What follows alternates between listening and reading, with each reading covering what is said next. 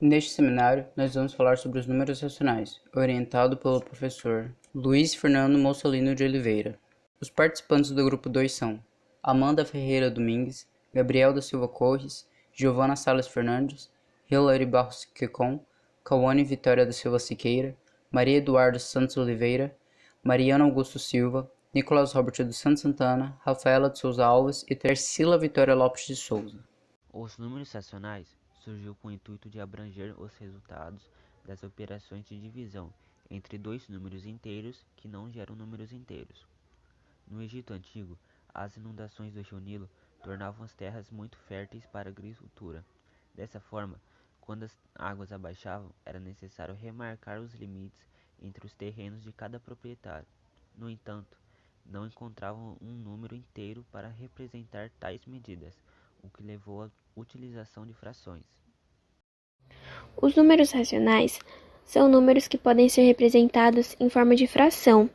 Nessas frações, o numerador e o denominador devem ser inteiros, porém, o denominador não pode ser zero. Os números inteiros, os decimais exatos e as dízimas periódicas fazem parte do conjunto dos números racionais.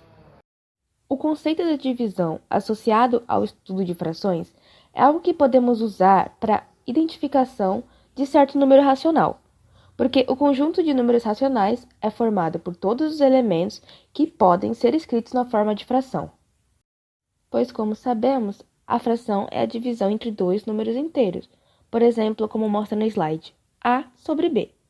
Ou seja, os números A e B, além de precisarem ser inteiros, o número B terá de sempre ser diferente de zero, tornando assim os assuntos de divisão e fração, digamos, pré-requisitos necessários no estudo de números racionais.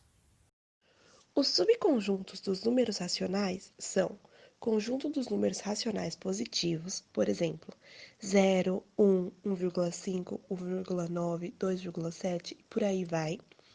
Conjunto dos números racionais negativos, por exemplo, menos 3, menos 1,5, menos 1, 0 e por aí vai.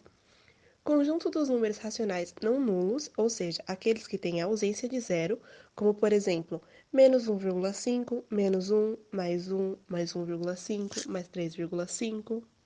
O conjunto dos números racionais positivos com ausência de zero, por exemplo, mais 12, mais 1, mais 1,5, mais 2, mais 2,5 e etc.